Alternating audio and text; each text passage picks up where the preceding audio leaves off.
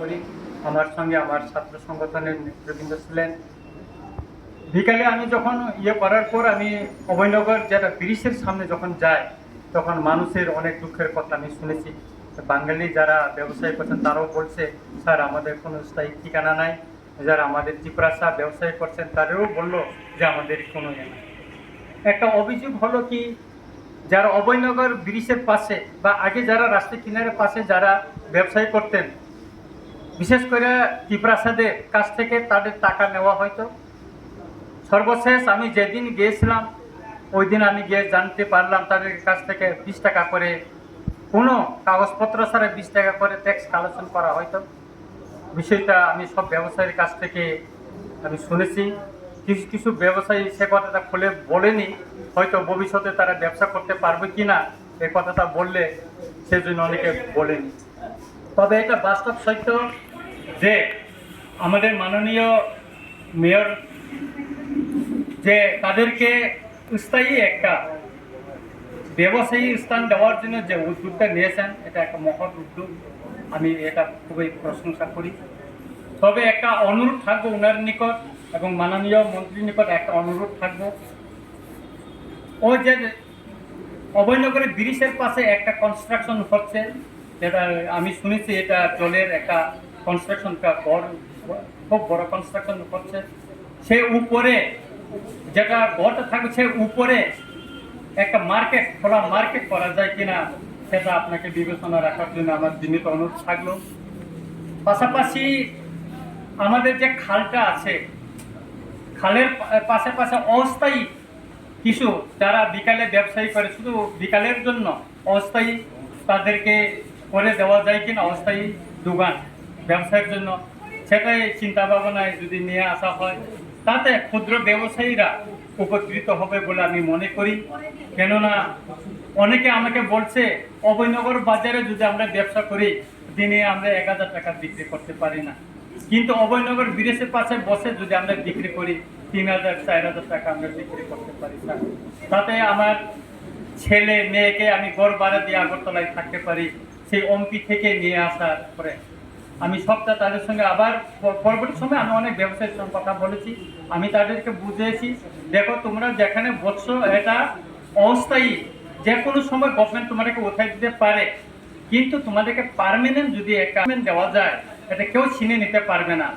আমি এই যে ডন বস্কো স্কুলের সামনে, অক্সিলিয়াম স্কুলের সামনে, এই যে লেক চমনি বাজারে অনেক ব্যবসায়ী, ক্ষুদ্র ক্ষুদ্র ব্যবসায়ীর কথা বলেছি।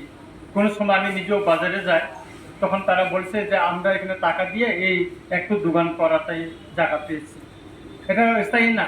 তাই ডন বস্কোর সামনে বললো আজকে এখানে যে পাহাড়ি টিপ্রাসারা আয়া দোকান ব্যবসা করছে, পরের দিন একজন বাঙালি এসে ওটা দখল করে বসে আছে, সেখানে কিছু করতে পারে না, বলে না এটা আমার জায়গা, আমি আগে থেকে ব্যবসা করছি।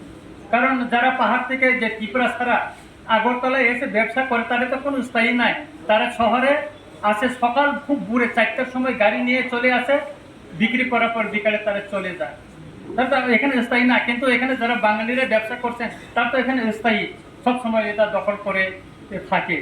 সেই জন্য পাহাড়িরা আজকে এখানে কাল ওইখানে এভাবে তারা চলে যেতে হয়।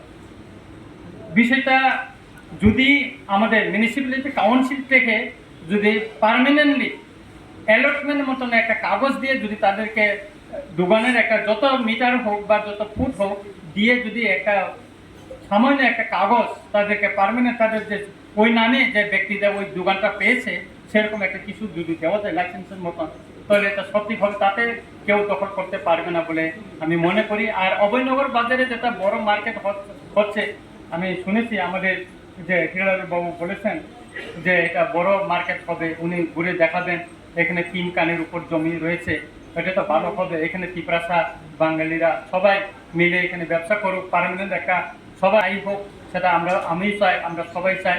আর পাশাপাশি যে ওই যে আমাদের যে খালটা অভয়নগরের জন্য যে খালটা, ওটা কিনারে অস্থায়ী বিকালের, শুধু বিকালের জন্য একটা অস্থায়ী তাদেরকে ব্যবসা গড়ে তুলে যায় কিনা, সেখানে টিপ্রাসাও বসবে, সেখানে বাঙালিও বসবে, তাদের জন্য একটু মানবিক দিক থেকে যদি বিবেচনা করে যদি তাদেরকে দেওয়া যায় কিনা সেটা বিবেচনা রাখার জন্য আমি অনুরোধ করছি। এবং আমি মাননীয় উপজাতি কল্যাণ মন্ত্রী মহোদয়কেও আমি অনুরোধ করব এই ব্যবসা প্রতিষ্ঠান গড়ে তোলার জন্য ট্রাইবেল ওয়েলফেয়ার থেকে ডিপার্টমেন্ট থেকেও যাতে এখানে পর্যাপ্ত একটা সহযোগিতা করা হয় এই অভয়নগর বাজারে, সেটাও আমার অনুরোধ থাকলো।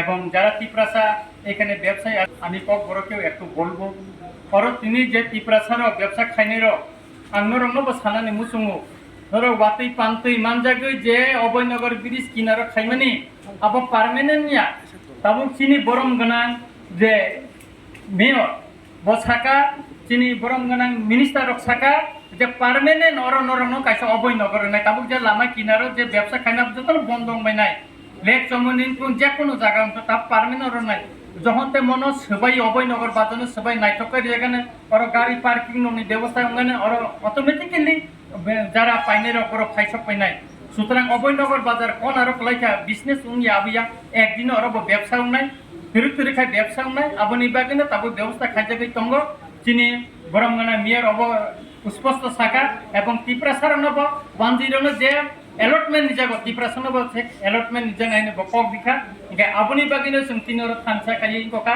নরনি দুঃখনি কক আঙ্গো দিন গুড়ি নাইকা নন কক বখনাকা আঙ্গো তো তিনি স্রাই স্রাই কেন শাখা চিনি বরমগানা মেয়র নব আং শাখা ইনকে কাই আবনি তাই কোনো চিন্তা ভাবনা করে ওয়ানানানি কক করে আং খা খালাইও নর পার্মানেন্ট কাইসা থাইমান কাকাই চিরকাল নর ব্যবসা খাই থাকমানাই অবত সবসময় অবস্থায় নর বাতি পামতে ইমান জায়গায় তংমাংলা অববাই নর নিবসাপতি নব সিনাঙ্গ নর পরিণ সুযোগ মানানি নাং কাকলাইও এইটুকু বলে আমি সবাইকে আবার অভিনন্দন